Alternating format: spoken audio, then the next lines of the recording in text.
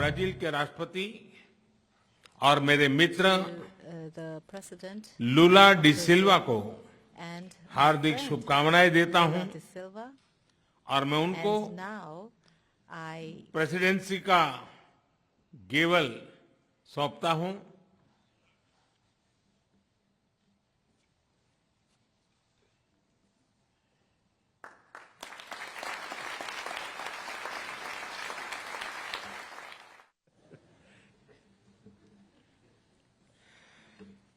मैं राष्ट्रपति लुला को इस अवसर पर अपने विचार साझा करने के लिए आमंत्रित करता हूं। Bem, primeiro, gostaria de dizer às autoridades aqui presentes, suas altezas, aos presidentes, aos primeiros ministros, de que a natureza ela continua dando demonstração de que nós precisamos cuidar dela com muito mais carinho. Essa semana, há 3 dias atrás, no Brasil, um ciclone no estado do Rio Grande do Sul. Nunca tinha havido ciclone, matou 46 pessoas e tem quase 50 pessoas desaparecidas. Isso nos chama a atenção, porque fenômenos como esse têm acontecido nos mais diferentes lugares do nosso planeta. Bem,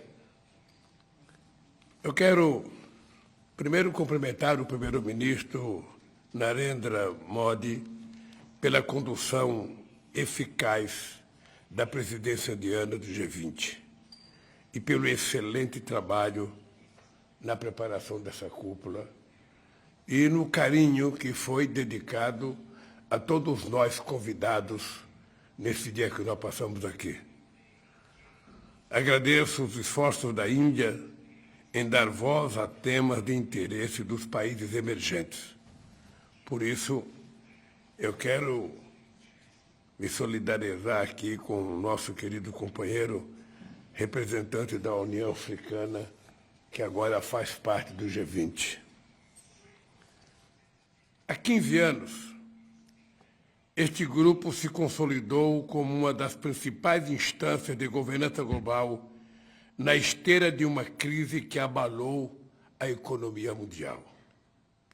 Nossa atuação conjunta nos permitiu enfrentar os momentos mais críticos, mas foi insuficiente para corrigir os equívocos estruturais do neoliberalismo. A arquitetura financeira global mudou pouco e as bases de uma nova governança econômica não foram lançadas. Novas urgências surgiram.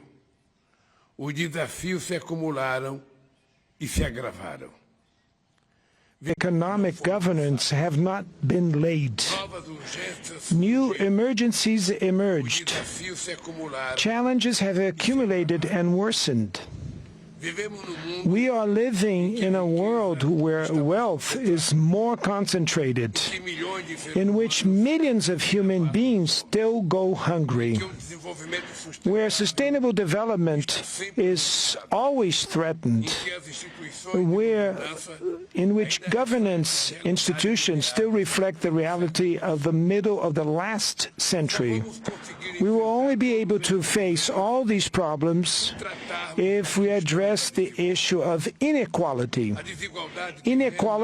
of income, access to health care, education, food, gender and race, and also of representation is at the origin of all these anomalies. If we want to make a difference, we have to place reducing inequalities at the core of the international agenda. Therefore, the Brazilian presidency of the G20 has 3 priorities. The first one is social inclusion and fight against hunger, energy transition, and sustainable development in its 3 aspects: the vector social, the economic and environmental vector. And thirdly, the reform of global governance institutions. All these priorities are part of the Brazilian presidency motto, which says, building a fair world and a sustainable planet. Two task forces will be created: the Global Alliance Against Hunger and Poverty and the Global Mobilization Against Climate Change. We need to redouble our efforts to achieve the goal of ending world hunger by 2030. Otherwise, we will be facing the biggest multilateral failure in recent years. Acting to fight climate change requires political will and determination from the rulers, as well as resources and technology transfer. We want greater participation of the emerging countries in the decision-making process of the World Bank and the International Monetary Fund. The unbearable foreign debt of the poorest countries needs to be addressed. The WTO must be revitalized and its dispute settlement system must start working again. To regain its political strength, the UN Security Council needs to count on the presence of new developing countries among its permanent and non-permanent members. The international community looks at us with hope because we bring together economies from emerging countries and developed countries in the G20. We represent 80% of the global GDP, 75% of exports, and around 60% of the world's population. To ensure that the G20 acts in an inclusive and coherent manner, Brazil intends to organize work around three general guidelines. First, we will make the political and financial paths work in coordination and in a more integrated way.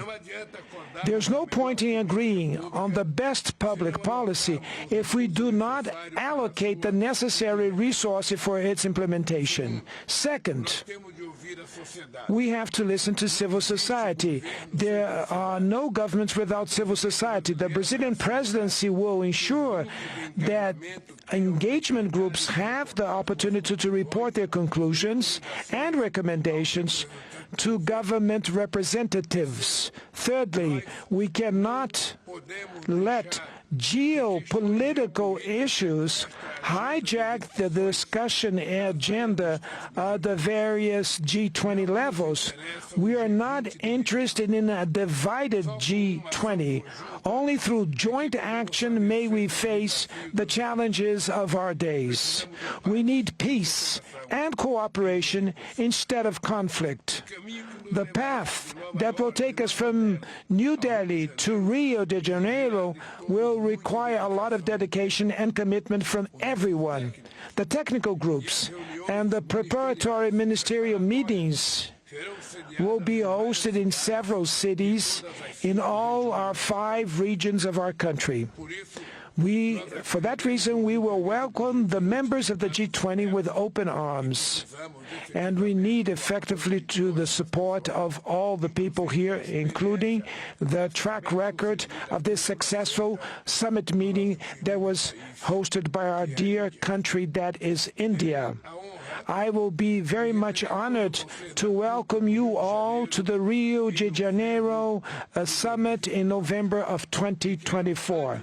And before I hand the hammer here, I would like to thank very much to Prime Minister Modi and to thank to the Indian people for the competence that they had for organizing this event. And I would like to say, Prime Minister Modi, that I personally am very much touched emotionally when I want to pay a homage to our dear Gandhi, that we paid a homage today.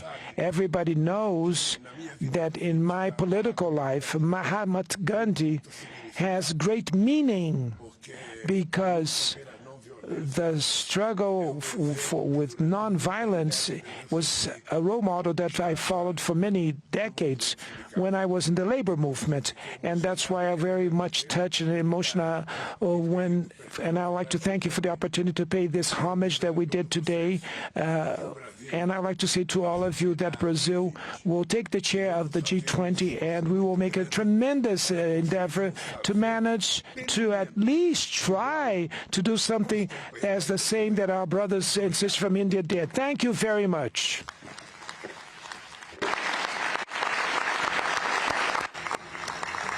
Thank you.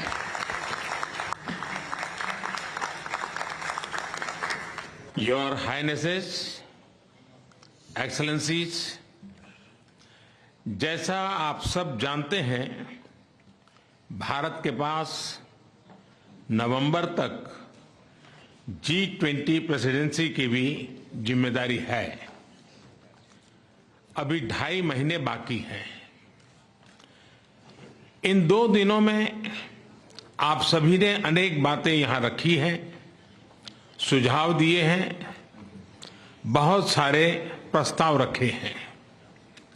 हमारी ये जिम्मेदारी है कि जो सुझाव आए हैं उनको भी एक बार फिर देखा जाए कि उनकी प्रगति में गति कैसे लाई जा सकती है। मेरा प्रस्ताव है कि हम नवंबर के अंत में G20 का एक वर्चुअल सेशन और रखें। उस सेशन में हम इस समिट के दौरान तय विषयों की समीक्षा कर सकते हैं। इन सब की डिटेल्स हमारी टीम आप सभी के साथ शेयर करेगी। मैं उम्मीद करता हूं कि आप सब इससे जुड़ेंगे। योर हाइनेसेस, एक्सेलेंसीज, इसी के साथ मैं G20 समिट के समापन की घोषणा करता हूं। One earth, one family, one future का रोड मैप सुखद हो। स्वस्ति अस्तु विश्वस्य, यानी संपूर्ण विश्व में आशा और शांति का संचार हो। 140 करोड़ भारतीयों की इसी मंगल कामना के साथ आप सभी का बहुत बहुत धन्यवाद।